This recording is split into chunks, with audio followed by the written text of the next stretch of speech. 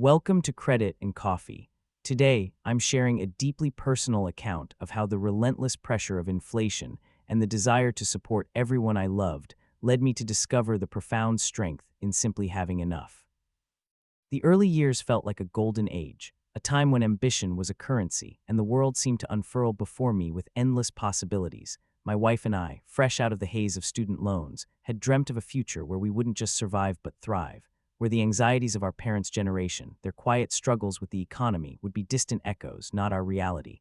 And for a while, it seemed we were on the right path, building a life, acquiring assets. Making smart investments in the stock market, feeling the gentle hum of our income grow, diversifying, even dabbling in the nascent world of cryptocurrencies. A friend, always talking about the next big thing, had convinced me that Bitcoin was the future, an infallible passive income stream that would secure our future and allow us to provide for everyone we cared about, an idea that in hindsight was as intoxicating as it was ultimately naive. Our home, a beautiful, sprawling place in an affluent neighborhood, was meant to be a sanctuary, a testament to our hard work. But even then, in those seemingly prosperous times, I sometimes felt the faint, insidious whisper of being house poor, the mortgage a colossal weight, demanding more than just monthly payments. It demanded a piece of my peace, my focus, my constant drive, the scent of freshly cut grass from our meticulously maintained lawn often mingling with the faint, almost imperceptible smell of anxiety that clung to my tailored clothes, a stark contrast to the quiet, almost resigned scent of disinfectant and old paper that pervaded my childhood home. A scent that still, even now, brought a pang of nostalgia for a simpler, less complicated existence. The pressure to keep up appearances among my peers, the unspoken competition for who had the latest car, the most extravagant vacation, the most impressive portfolio, slowly poisoned some of my friendships, turning camaraderie into a silent, professional jealousy that I felt simmering just beneath the surface, a constant financial comparison that gnawed at my sense of contentment, eroding the simple joy I once found in shared experiences, replacing it with a hollow ache of inadequacy. I remember one evening, over a seemingly casual dinner with old friends, the clinking of expensive silverware on fine china, the robust aroma of a carefully selected vintage red wine, and an offhand comment about my recent investment decisions, tinged with a subtle envy, made me realize how deeply this culture of comparison had seeped into our lives, how it distorted true connection, how it made every shared meal feel like an unspoken audit of success. The forced laughter felt hollow, echoing in the cavernous dining room, and the taste of the gourmet meal, exquisitely prepared though it was, turned to ash in my mouth. The sense of unease was a bitter aftertaste that lingered long after the night was over, a seed of doubt planted in the fertile ground of my ambition, whispering that perhaps this relentless pursuit of more was not as fulfilling as I had once believed, that the true cost of this ambition was far higher than any financial outlay, costing me parts of myself I hadn't even realized I was giving away. I would often stand in our spacious living room, looking out through the large bay windows at the perfectly manicured street, the setting sun painting the sky in hues of orange and purple, and feel a profound disconnect, a sense that all this material accumulation, all these carefully chosen investments, all the meticulous planning for passive income, hadn't quite delivered the deep satisfaction I had envisioned. Instead, there was a growing undercurrent of subtle stress, a quiet hum of worry that seemed to accompany the ticking of the grandfather clock in the hall, each tick a reminder of time passing, and of the ever-present need to maintain this elaborate facade of success. The joy of acquiring new things, a sleek new car with the scent of leather and possibility, or a designer watch whose weight felt substantial on my wrist, was always fleeting, quickly replaced by the next desire, the next goal, the next rung on the ladder of financial achievement that I felt compelled to climb, an endless ascent with no clear summit, only the ever-present horizon of more. My conversations with my wife, though still loving and supportive, sometimes held an unspoken tension, a brief, almost imperceptible hesitation when discussing future plans, a slight tightening around her eyes when the topic turned to our ever-increasing expenses, the delicate balance of our budget, or the latest news from the volatile stock market. I saw it mirrored in myself, the quiet calculations constantly running in the background of my mind, the mental spreadsheets detailing our credit limits, our outstanding debt, the optimal allocation of our income. It was a constant, exhausting mental exercise, a treadmill of financial management that seemed to speed up with every passing month, yet I told myself this was simply the price of success. The natural burden of responsibility for those who dared to dream big, for those who sought to break free from the generational patterns of scarcity, to build a future not just for ourselves, but for our parents and for the children we hope to have, a sprawling network of loved ones I felt intrinsically bound to support, both emotionally and financially, a deeply ingrained imperative that resonated with the very core of my being. Driving me forward even when a quiet part of me yearned for something simpler, something quieter, something less defined by the relentless pursuit of financial milestones.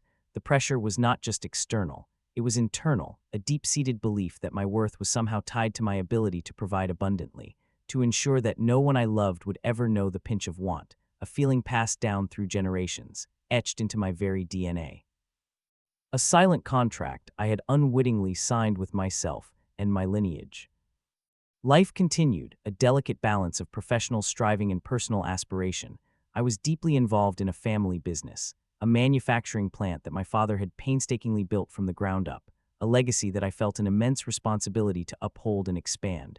The scent of hot metal, grease, and sawdust filled the air, a smell that had been the backdrop of my childhood, a comforting, familiar odor that now felt heavy with the weight of expectation. The rhythmic clanging of machinery, the shouts of the foreman, the steady hum of productivity, all spoke of tradition and hard work, values I deeply cherished. The dust motes dancing in the shafts of sunlight slicing through the grimy windows, each one a tiny particle of history, a reminder of the countless hours my father and grandfather had poured into this place. But even then, there were signs, small tremors in the foundation that I chose to ignore. Focusing instead on the exciting prospect of a startup I was co-founding on the side, a tech venture that promised exponential growth, a future where financial freedom was not just a dream but an inevitable outcome. The startup's office, a sleek, modern space with glass walls and the aroma of artisanal coffee, felt like a breath of fresh air compared to the dusty, industrial scent of the factory. The energy there was infectious, a buzzing hive of ambition and innovation. The crisp scent of new electronics and polished surfaces a stark contrast to the old-world grit. My days were long, fueled by caffeine and an unwavering belief in the power of innovation and aggressive risk management. I poured my energy, my savings, and a significant portion of my attention into this new venture, neglecting the slower, more predictable rhythm of the family business, convinced that the startup's success would ultimately benefit everyone, my parents, my wife, our future children. Even my siblings, who, despite their own paths, I always felt a profound need to support. This was the essence of being in the sandwich generation, caught between the needs of my aging parents and the burgeoning expectations of my own young family. The weight of it all, the emotional pull from both directions, felt like a constant tug-of-war within my soul, a silent battle fought in the quiet hours of the night. It wasn't just about providing for them financially, though that was a constant, gnawing pressure.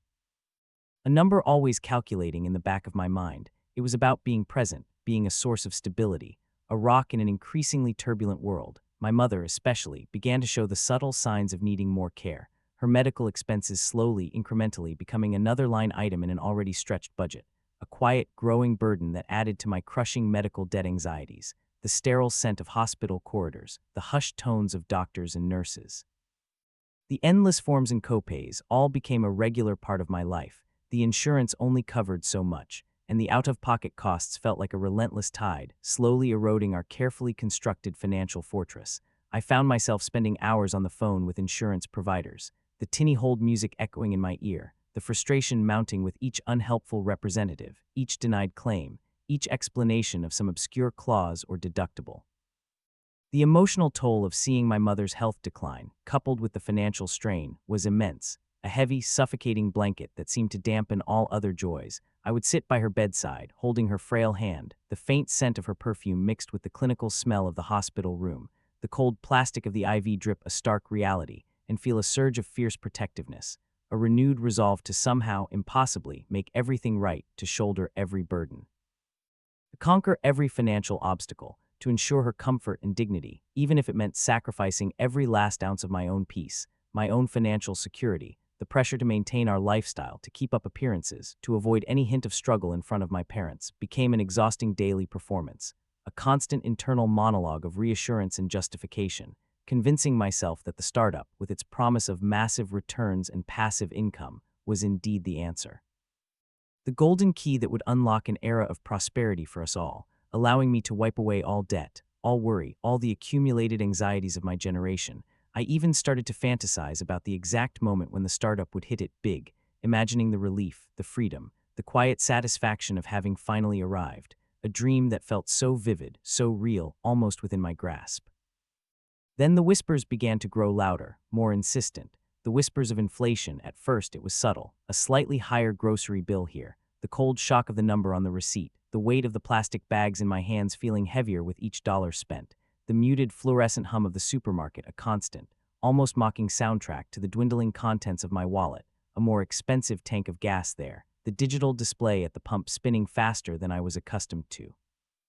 Easily dismissed as temporary fluctuations, statistical anomalies that would surely self-correct, a naive hope clinging to the edges of my mind, but soon it became a pervasive hum, a constant thrum beneath the surface of everyday life. The cost of living seemed to surge with an alarming velocity, erasing the comfortable margins we once enjoyed. The careful budgeting we once managed now felt like trying to catch water in a sieve, each drop slipping through my grasp.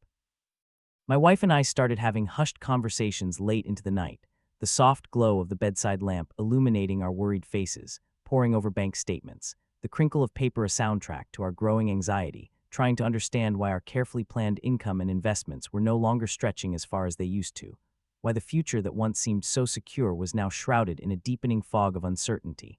The stock market, once a source of confident growth, became volatile, unpredictable, a source of new anxieties rather than reassurance. The financial news channels on our television, usually a background hum, became a source of dread, flashing red numbers and ominous forecasts. The grim faces of financial analysts filling the screen, their somber voices echoing in the quiet room. My cryptocurrency holdings, once a source of bragging rights, a symbol of my foresight and daring, began to falter, then plummet. The vibrant greens of my portfolio turning to stark, alarming reds, the promise of quick wealth turning into a stark lesson in market instability, and the fickle nature of speculative investments. The friend who had so enthusiastically advocated for Bitcoin vanished into the digital ether, his social media accounts growing silent, his once confident pronouncements replaced by an eerie absence, leaving me with the regret of following bad investment advice from a friend. A financial setback that stung not just financially, but personally, a feeling of betrayal that went deeper than just money, a bitter taste in my mouth that no amount of expensive coffee could wash away. I felt a deep sense of foolishness, a self-reproach that gnawed at me constantly, for having been so easily swayed by the allure of easy money, for having strayed from the more traditional, stable paths of investment I had once held dear. The cold, hard numbers on the screen confirming my losses felt like a physical blow, a punch to the gut that left me breathless, staring blankly at the flickering pixels, a sense of deep, personal failure settling heavily upon my shoulders, a feeling of inadequacy that resonated with every past mistake, every misstep, amplifying them until they became a deafening chorus of self-condemnation.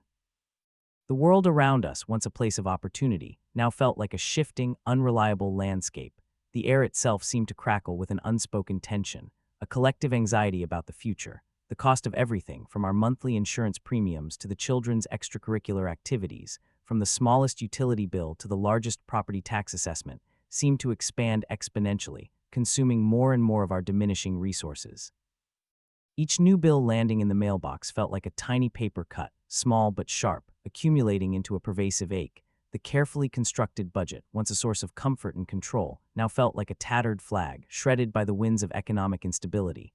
Every conversation with my wife became tinged with this new reality, a quiet agreement to forego small luxuries, to delay planned upgrades, to reevaluate every single expenditure.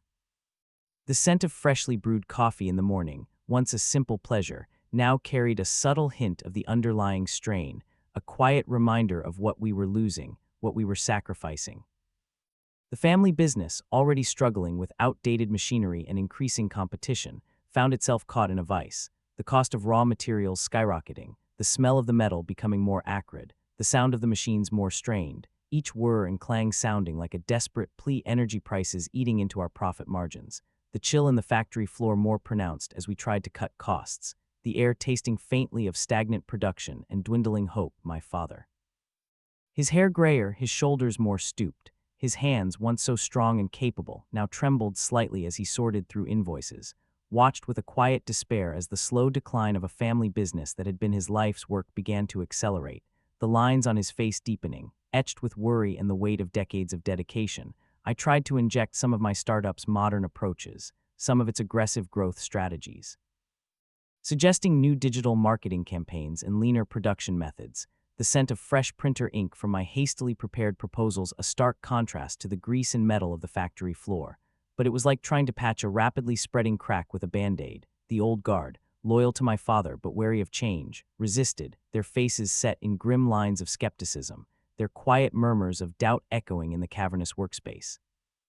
Their distrust of new ideas an almost palpable barrier. The startup itself, my great hope, my golden ticket, started to show cracks too. The initial investor enthusiasm cooled, the calls and emails from venture capitalists becoming less frequent, less effusive, the scent of artisanal coffee in the office now smelling faintly of desperation. Funding rounds became harder to secure, each pitch deck feeling heavier, each presentation more desperate, the air in the conference room thick with unspoken tension. The market for our niche product became saturated, and with a gut-wrenching finality, the startup collapsed, leaving behind not a fortune, but a mountain of debt and a crushing sense of personal failure. The sleek glass walls of the office now seemed to mock me, reflecting an empty, desolate space. My entrepreneurial dreams, once so vibrant, now lay in shattered pieces at my feet, a bitter metallic taste in my mouth, the echo of unfulfilled promises and wasted effort reverberating in my ears. The shame was a palpable thing, a hot flush that spread across my face whenever I thought of the millions I had promised to my investors, to my family, to myself, and how utterly, spectacularly I had failed to deliver, how my grand vision had evaporated like morning mist, leaving behind only the cold, hard ground of reality and the stark, brutal truth of my miscalculations. The emotional toll was immense. A heavy cloak of anxiety settled over me. I found myself constantly checking the news, obsessing over economic indicators. The relentless pressure of being the provider, the one everyone looked to, became almost unbearable. I could feel the tightness in my chest, a persistent knot in my stomach, the faint ringing in my ears that sometimes accompanied extreme stress. My wife noticed the change, the way I would stare blankly into space, my eyes unfocused. Lost in a swirling vortex of numbers and what-ifs, the sleepless nights, my side of the bed growing cold as I paced the floor, listening to the quiet rhythm of her breathing, the way I flinched every time the mail arrived, the rustle of envelopes an immediate trigger for fearing another bill, another statement, another reminder of our precarious financial situation. I started to keep secrets, small ones at first, about the true extent of our debt, about the dwindling savings, about the failed investments, thinking I was protecting her, shielding her from the crushing weight of reality. But this secret debt only created a marital strain, a silent, growing chasm between us, a coldness that seeped into the very atmosphere of our once warm home. She felt it, the unspoken tension, the distant gaze, the way I would avoid conversations about our future, her worried questions echoing in the quiet spaces of our home, unanswered, unresolved, leaving a palpable silence in their wake. The anxiety of being trapped by a mortgage, by the sheer size of our beautiful house that now felt like a gilded cage, intensified. The grand staircase, once a symbol of aspiration, now seemed to loom over me, each step a reminder of the colossal debt. The manicured lawns, the sparkling pool, all felt like an expensive, pointless burden, a mockery of our internal desolation. We were house poor, in the most literal sense, our assets tied up, illiquid. While our daily expenses climbed relentlessly, each new bill, each utility increase, each trip to the grocery store feeling like a fresh wound, a new puncture in our rapidly deflating financial security. The scent of the expensive cleaning products we used to maintain the house, once a source of pride, now seemed to mock us with its cost, a bitter aroma of upkeep in the face of ruin. The quiet hum of the air conditioning, once a comfort, now felt like a constant drain on our dwindling funds. Then came the phone call, terse, clinical, the voice on the other end flat and impersonal, announcing my layoff from the corporate job I had clung to for stability, the one that provided the golden handcuffs, a high salary that trapped me in a life I disliked, but one that I thought was necessary to maintain our lifestyle and support everyone. The news hit me with the force of a physical blow, the air knocked out of my lungs, the world tilting on its axis, stripping away not just my income, a significant part of my identity, my sense of purpose. I was adrift in my mid-40s, facing the instability of a midlife career change, or rather the sudden, unwanted necessity of one. The taste of bitter coffee from my cold mug still lingered on my tongue as I stared at the blank wall of my home office, the weight of unemployment settling like a shroud, the quiet ticking of the clock on the wall now deafening in its judgment. I took on a new role, a moral compromise in a soul-crushing job. A position that paid the bills but chipped away at my spirit, forcing me to engage in practices that felt ethically questionable. The fluorescent lights of the new office, the stale, recycled air, the bland, corporate artwork on the walls all contributed to a pervasive sense of malaise, a dull ache that started in my temples and spread through my entire being. Each day felt like a betrayal of myself, a quiet erosion of my values, yet I persisted, driven by the cold, hard fear of complete financial ruin. The quiet desperation of keeping up appearances in our affluent neighborhood became a daily performance, an exhausting charade. I would smile at neighbors, nod knowingly about market trends, offering empty platitudes, all while my stomach churned with worry, my mind replaying the escalating figures of our debt, the unpaid bills, the mounting student loans that still haunted me years after graduation, a ghost from my past that refused to be laid to rest. Its spectral presence clinging to every new financial statement. The cost of groceries, utilities, everything seemed to defy gravity, rising higher and higher, the whispers of inflation now a deafening roar, a constant, abrasive sound in my ears, the financial dispute with siblings over the dwindling family business assets. What little remained became acrimonious, tearing at the fabric of our shared history, bitter words exchanged over lukewarm coffee at our parents' kitchen table. The clatter of ceramic mugs against chipped saucers accentuating the tension, old resentments resurfacing, poisoning the already strained atmosphere, a pain deeper than any monetary loss, a loss of connection, of shared memory, of a bond I had always believed was unbreakable. The faint, comforting scent of my mother's baking, usually a source of solace in that kitchen, was now overshadowed by the acrid smell of unspoken words and simmering anger. In my desperation, I made a grave error, a moment of weakness, a small financial fraud, an attempt to bridge a gap, to buy time, to appear solvent when I was anything, but the decision was made in a haze of fear and panic, a quick, almost imperceptible flick of a pen on a document, a fleeting moment of rationalization, convincing myself it was temporary, a mere shuffling of numbers, a quick fix that would soon be rectified, a desperate gamble with the truth. But the guilt and consequences of that small financial fraud were immediate and suffocating, a dark cloud that hung over every waking moment, its shadow touching everything, tainting every interaction, every thought, the taste of ashes in my mouth, the cold sweat on my brow. I felt myself slipping into a downward spiral, not a gambling addiction in the traditional sense, but a desperate, reckless tendency to chase any perceived opportunity, any quick fix that promised a way out. To escape the suffocating weight of my responsibilities, I spent hours online, researching obscure investments, risky ventures, anything that offered the tantalizing possibility of a swift return. The blue glow of the screen reflecting in my bloodshot eyes, my phone became an extension of my anxiety, constantly refreshing financial news feeds, checking stock prices, looking for some hidden opportunity, some miraculous escape from the crushing burden of student loans that seemed to grow rather than shrink. The relentless weight of medical debt from my mother's illness, the stark, empty feeling left by the remnants of the failed startup, it was all too much. The air in my lungs felt thin, constricted, each breath a struggle against the invisible pressures. The constant hum of worry in my head morphing into a shrill, piercing siren, a relentless internal alarm bell that never ceased, drowning out all other thoughts, all other possibilities, leaving me feeling hollowed out, utterly drained. Bankruptcy became a real, terrifying possibility, a word I had always associated with abject failure, with losing everything, with public humiliation, but it loomed, a dark shadow, a yawning abyss that threatened to swallow us whole. The scent of fear, cold and metallic, seemed to cling to my clothes. My wife and I, after a particularly raw and honest conversation, finally confronted the full scope of our financial ruin, the secret debt exposed, laid bare under the harsh light of truth.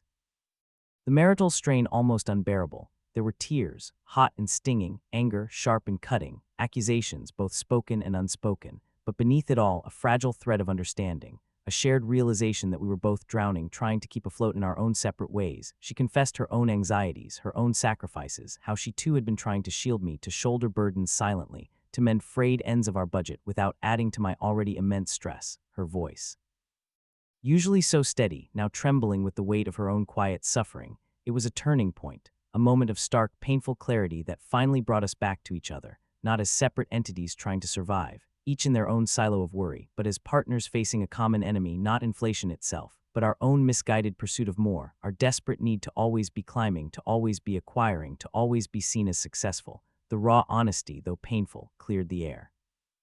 Like a violent thunderstorm that leaves the world feeling fresh and clean afterwards, a renewed sense of connection, fragile but real, began to blossom in the ruins of our financial despair. A quiet understanding that our love, our partnership, was a foundation stronger than any material wealth, a truth that had been obscured by the relentless pursuit of superficial success. We sold the big house, moved to a smaller, more manageable place, a decision that felt like a public admission of defeat to the judgmental eyes of our old neighborhood. The neighbors, once so friendly, now offering only pitying glances or outright avoidance, their carefully constructed smiles not quite reaching their eyes. But to us, it was liberation, the weight of the mortgage, the pressure of keeping up, lifted, breathing room at last. The empty echoes of the grand house were replaced by the cozy warmth of a smaller, more intimate space, the scent of fresh paint and new beginnings, the sounds of our children's laughter filling every corner, no longer swallowed by cavernous rooms. The sunlight streaming through smaller windows seemed brighter, warmer, reflecting off the unvarnished wooden floor. I found a new job, one that paid less, but one that I found genuinely fulfilling, working with my hands, building something tangible. The smell of sawdust and freshly planed would a welcome change from the sterile corporate air. The rhythmic sound of a hammer or the whir of a saw, a balm to my frayed nerves, away from the morally compromising corporate world. The rough texture of the wood grain beneath my fingertips, the precise fit of each joint, brought a quiet satisfaction I hadn't felt in years. My wife also found part-time work, a quiet sense of purpose returning to her days, the gentle rustle of papers from her home office a comforting sound in the background. And together, we began the slow, arduous process of rebuilding. Of understanding our budget, not as a restrictive cage, but as a clear map, a carefully drawn blueprint for our new, simpler life of paying down debt, one small, steady step at a time, each payment a small victory, a tiny chip away at the mountain. The concept of enough slowly started to emerge from the wreckage of our ambition.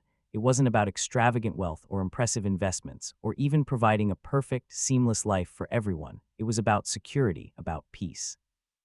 About knowing that we could meet our needs, cover our expenses, and still have moments of joy. A quiet morning coffee on our small porch, the warmth of the mug in my hands, the gentle aroma filling the air, the soft chirping of birds from the nearby trees, a shared laugh over a simple dinner, the comforting taste of home-cooked food, the clinking of everyday cutlery, a walk in the park with our children, their innocent joy a powerful balm to my scarred spirit, their small hands in mine, their bright, curious eyes a constant reminder of what truly mattered, the feeling of their small, trusting fingers wrapped around mine, a warmth that permeated my entire being, the complex emotions of receiving a significant inheritance from a distant relative, a sum I hadn't expected and felt almost guilty accepting given our recent struggles, provided a much-needed buffer, not a solution to all our problems, but a chance to breathe, to stabilize, to truly reset without the immediate threat of bankruptcy looming over us. The sudden influx of funds, though a relief, also brought a quiet moment of reflection, a deeper understanding that true wealth wasn't about accumulation, but about resilience, about adaptation, about finding contentment in the present moment. In the simple, everyday acts of living, I invested a portion of it wisely, not in speculative ventures, but in solid, long-term bonds in carefully chosen mutual funds. With a focus on risk management and sustainable growth, lessons hard-learned from past mistakes, the rest went to aggressively paying down the remaining debt, the weight lifting with each transfer, each cleared balance, a tangible, satisfying release, a lightness in my chest that had been absent for too long. The whispers of inflation still lingered in the world, a constant background hum of economic uncertainty, a gentle reminder that the world was still unpredictable, still capable of throwing unforeseen challenges, but they no longer held the same power over me, no longer dictated my every move, my every fear. I had learned to navigate them, to live within their reality, to budget with a cautious optimism, to find stability not in external markers of wealth, but in internal fortitude. My definition of support had shifted too, from grand financial gestures to simple acts of presence, of listening, of offering a steady hand, of being truly there for my parents as their needs evolved, sharing stories over cups of tea, the gentle scent of their old home no longer laced with unspoken worry. For my wife, a partner in every sense of the word, our hands clasped across the kitchen table, a silent understanding passing between us. And for my children, guiding them not towards an endless pursuit of more, but towards a balanced understanding of value, of purpose, of true happiness, watching them play in our modest backyard. Their laughter a pure, unadulterated sound, a melody of contentment. My parents, though still aging, seemed more at peace in their simpler existence, relieved of the burden of our shared financial anxieties, their faces softer, their smiles more genuine. Our children, unburdened by our past anxieties, flourished in their new, less ostentatious surroundings, their laughter brighter, their spirits lighter, their joy a beacon that illuminated our path. My heart, once so heavy with the weight of expectation, now felt lighter, unburdened by the relentless pursuit of more. I found a quiet contentment in what we had, in the simple rhythm of our lives, in the knowledge that we had survived, had learned, and had come out on the other side, not rich in material wealth, but incredibly rich in understanding, in connection, in the profound, liberating power of enough, a wealth that truly mattered, a peace that transcended any market fluctuation or economic downturn, a quiet, abiding joy in the present moment. In the everyday beauty of a life well lived, a life finally, truly in balance, each morning, the simple act of brewing coffee, the rich aroma filling our smaller, cozier kitchen, felt like a ritual of gratitude, a silent acknowledgement of the quiet abundance we had found, the warmth of the mug in my hands a tangible comfort, a daily reminder that sometimes less truly is more, and that the greatest riches are found not in what we acquire, but in the peace we cultivate within ourselves and with those we love. A lesson etched deeply into my soul, guiding me forward, one grateful breath at a time. Did this story of navigating financial pressure and rediscovering true value resonate with you? What's one moment of clarity that fundamentally shifted your perspective on enough? Share your experiences and insights in the comments below. If this narrative touched you, please give it a like, consider sharing it with someone who might benefit from hearing it, and subscribe to Credit and Coffee for more real-life journeys. I'm also curious, what's a simple, unexpected joy you discovered this past week?